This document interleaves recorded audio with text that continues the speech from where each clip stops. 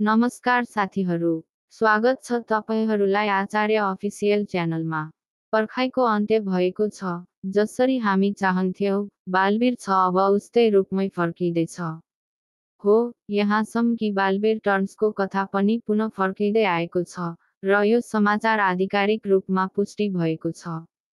यदि तपाईँ नयाँ दर्शक हुनुहुन्छ भने सब्स्क्राइब गर्न नबिर्सनुहोस्, किनभने तपाईँमध्ये 95% दर्शक हाम्रा भिडियोहरू हेर्नुहुन्छ तर सब्स्क्राइब गर्नुभएको छैन।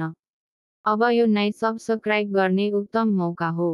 हालै सोनी लिभले बालवीर छ सम्बन्धी एक रहस्यमय पोस्ट सेयर गरेको छ जसलाई देखेपछि फ्यानहरू पूर्ण रूपमा कन्फ्युज भएका छन्। अब भारतनगर त हामीले बालवीर टर्न्समा पहिले नै देखेका थियौं, तर यो नागलोक भने के हो?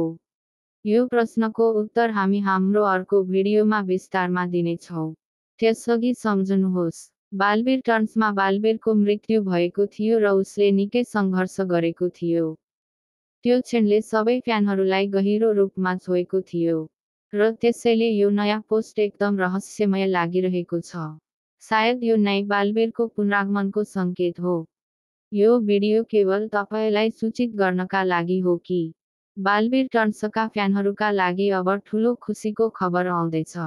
अबको भिडियोमा हामी बालवीर छ सम्बन्धी सम्पूर्ण अपडेट, नागलोक र भारतनगर दुवैको विवरण, र सोनी लिभको पोस्टको पूरा ब्रेकडाउन रमाइलो तरिकाले प्रस्तुत गर्नेछौं। हामीलाई विश्वास छ तपाईले यो भिडियो पनि मन पराउनुभयो।